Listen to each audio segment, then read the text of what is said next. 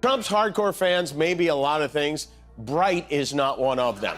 I mean, how does this happen? Last week, he had the whole legal system rigged. Now, he's powerless. If I did it, you would be standing up in that chair shouting at me. And you know what I'd do? I'd say, you got me. Ever felt like your jokes could change the world? Well, Jimmy Kimmel's are. His Trump family roasts aren't just funny, they're shaping political opinions. In fact, 30% of young voters say late-night comedy influences their views more than regular news. So next time you're laughing at Kimmel's Trump jokes, remember, you're not just enjoying a show, you're part of a political movement. Crazy, right? Let's see how Kimmel's words are making waves in Washington. Before we move on, I'd like to ask you a small favor. If you appreciate this content, please take a second to like this video and subscribe to the channel. Over 98% of you watch the videos without subscribing. It costs you nothing, but it makes a huge difference to us. So, did you click the subscribe button? Great, thank you so much. Now, back to the video. So what was it that prompted Kimmel to concentrate on Trump Jr.? It would appear that our favorite old school kid has been keeping himself busy by frequently posting pictures of his most recent kills to his Instagram account. Kimmel couldn't resist the urge to give that a shot. He made the observation, Donnie Jr.'s idea of conservation is keeping the heads in his freezer. How awful. To put it another way, the audience devoured it like the last piece of pizza at a fraternity party. Nevertheless, Kimmel had not yet completed his work. Why not deviate from the standard course of action and look into Trump Jr.'s romantic life? A joke that he made about Jr.'s new girlfriend, Kimberly Guilfoyle, was particularly surprising. Trump Jr. has gone from shooting big game to dating it, Kimmel mentioned in his statement. It seemed as though the audience was watching a series of cat videos in succession because they burst out laughing. If you were president, would you declassify, you can answer yes or no to these. Yeah. Would you declassify the 9/11 files? Yeah. Hunter Biden, in case you don't know, is charged with illegally purchasing and possessing a firearm.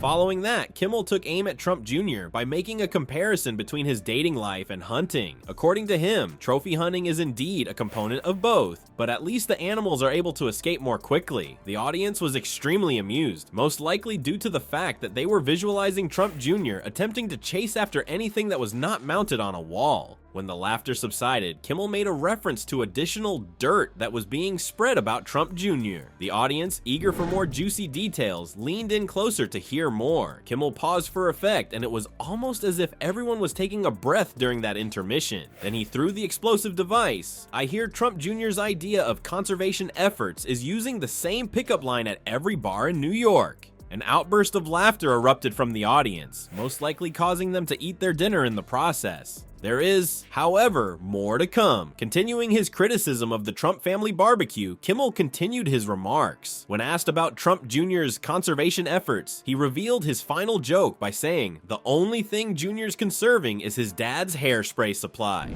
The seas will rise over the next 400 years, 1/8 of an inch, you know. Which means basically you have a little more beachfront property, okay? The family, we ran 20 hours a day, every single day. No sleep, no nonsense. Event after event, interview after event. I mean, there was nothing more as a family we could have done, and to have the victory that we had. People in the audience were howling by this point, and they were probably imagining that Trump Jr. was sneaking into his father's bathroom in order to get a whiff of that enchanted orange mist. During the time that Jr. was busy getting dressed up with his father's hair products, Papa Trump was going to give us a master class on how not to use social media. We were going to learn how to avoid using social media. There is a spoiler alert. It is not pretty. The individual who is often referred to as the commander-in-tweet was not pleased with Kimmel's roasting of an individual. He activated his Twitter machine and started tapping away at it as if he were a young child experiencing a sugar rush. His first remarkable return was when he referred to Kimmel as a loser. Whoa, President Trump, have you been mulling over that zinger throughout the entire night? Nevertheless, as the night progressed, things started to take an odd turn. Trump started tweeting as if he had consumed an excessive amount of Diet Coke beverage. The following is an example of a particularly valuable gem. Kimmel's a loser look. We would do Jimmy. I'd do Jimmy K. I did him a lot.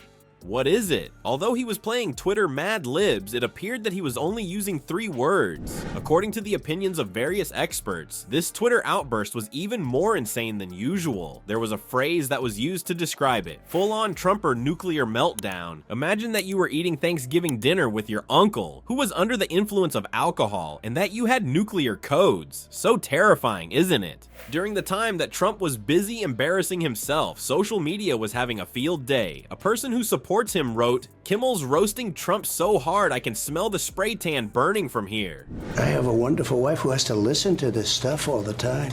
They do that for this reason. And you know what? If I'd just been found guilty of covering up a hush money payment to a porn star, I wouldn't be in a rush to get home to my wife either.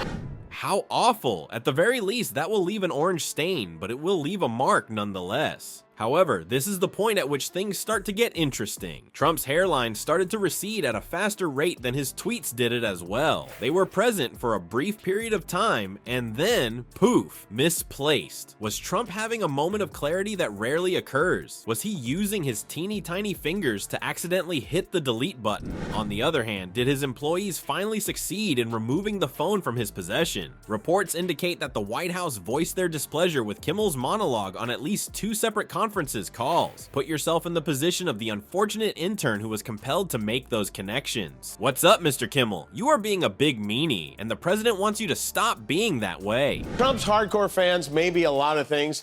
Bright is not one of them. He just tap dances. Can you commit to prioritizing legislation to make childcare affordable?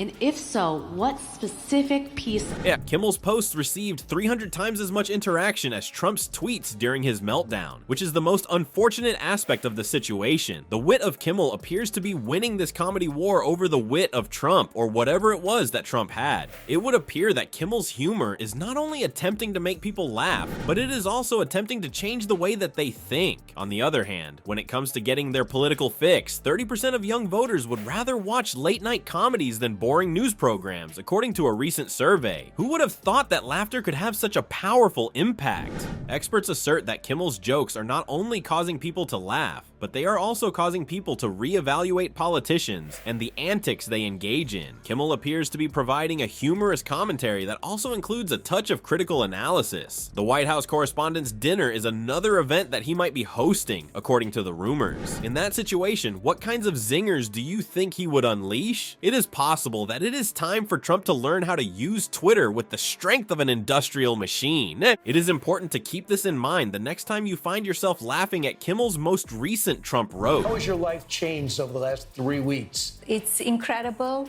and we are very, very busy. The life is... The 14th Amendment, though, says that, quote, all persons born in the United States are citizens. Can you get around the 14th Amendment with an executive action? We're gonna have to get a change. You are not only laughing, but also learning. Who was the one who thought that politics had to be boring? This is an example of how Kimmel is demonstrating that a punchline can sometimes be the most effective way to convey a message.